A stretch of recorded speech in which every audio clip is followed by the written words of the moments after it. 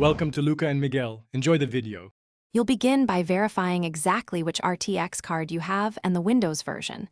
This matters because drivers differ by model and OS version. Once done, create a system restore point so you can roll back if needed and close any programs that use the GPU, save your work.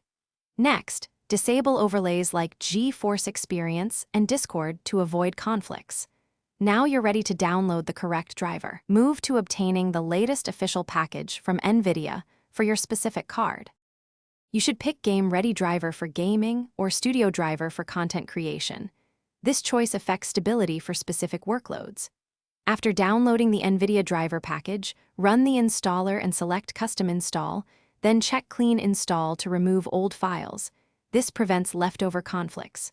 Follow the prompts, accept the license, and let the installer apply driver, control panel, and optional components like FIS X. Make sure to reboot when prompted, so the new driver fully initializes, and Windows loads the updated modules.